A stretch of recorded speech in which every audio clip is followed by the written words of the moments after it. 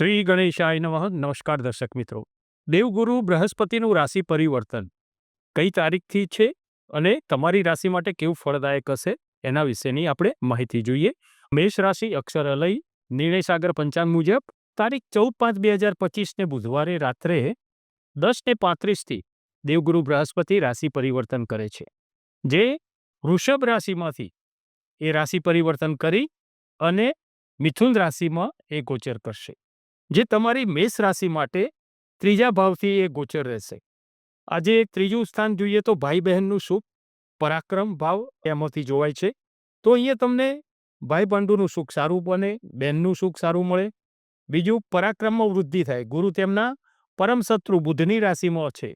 અહીંયા અતિચારી ગોચર છે, એટલે કે બહુ તેજ ગતિથી આ ગોચર છે. તમારી રાશિ માટે, મેષ રાશિ માટે સૌ પહેલા જોઈએ તો ધંધાકીય રીતે સારું રહેશે. ગુરુનું આ ગોચર તમને ધંધાકીય રીતે, ભાગીદારી પેઢી હોય કે તમારો સ્વતંત્ર ધંધો હોય, અહીંયા તમારો આ પ્રોગ્રેસ અહીંયા સારો એવો જોવાશે.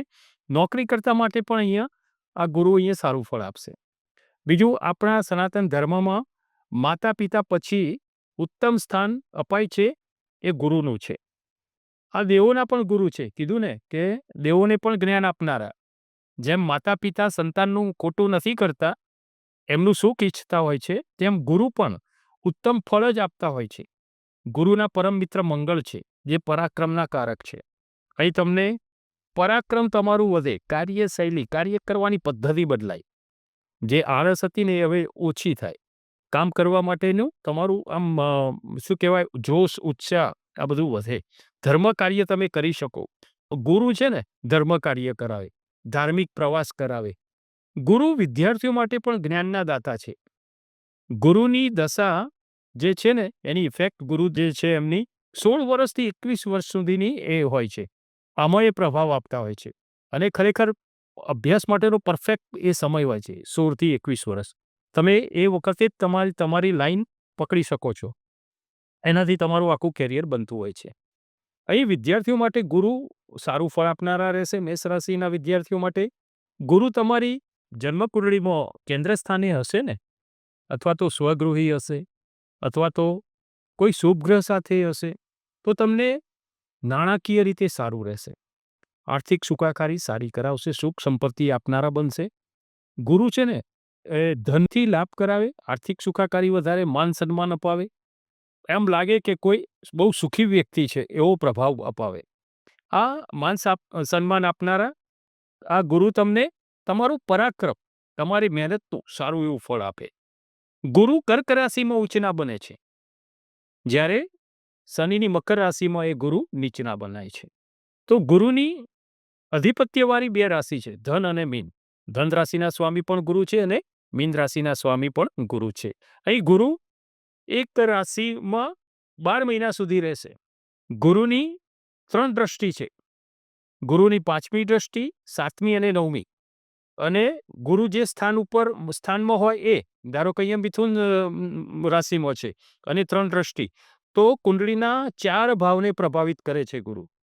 અહીંયા તમારે કેવું મેષ રાશિ માટે છે તો એમની દ્રષ્ટિ, તો સૌથી પહેલી ગુરુની 5મી દ્રષ્ટિ તમારી મેષ રાશિથી 7મા સ્થાને રહેશે.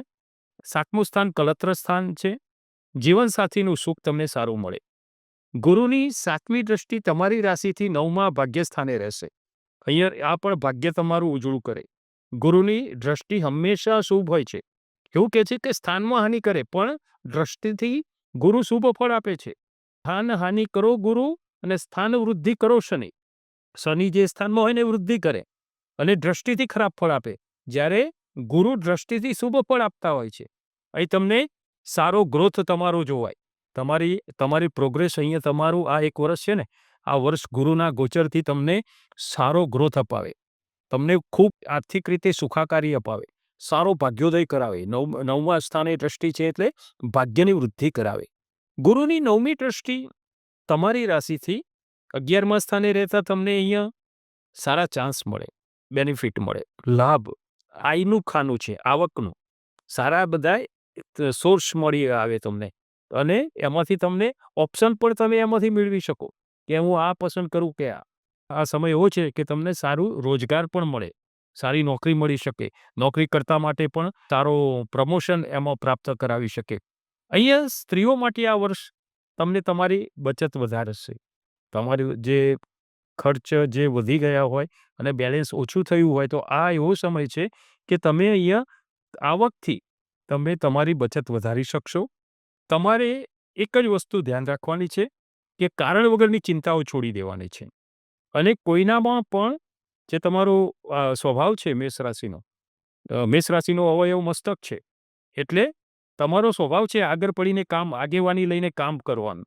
તો હવે આ સમય એવો છે કે ખાસ આગળ પડીને કામ કરવું નહીં, મગજને શાંત રાખવું. કેમ કે તમારે ઓલરેડી એક શનિની મહાદશા ચાલુ થઈ છે પ્રથમ તબક્કો. એનું પણ તમારે ધ્યાન રાખવું પડશે. અહીંયા કોઈનામાં મધ્યસ્થી બનવું નહીં. અહીંયા ઓવરઓલ જોઈએ તો ગુરુનું મિથુન રાશિનું જે બુધની અધિપત્યવાળી મિથુન રાશિનું જે ગોચર 1 વર્ષનું છે એ તમારી મેષ રાશિ માટે શુભ સારું ફળ આપનારું બની રહેશે. ધંધાકીય રીતે, નોકરીમાં તમને આર્થિક રીતે સંપદા આપનારું બની રહેશે. નમો નારાયણ.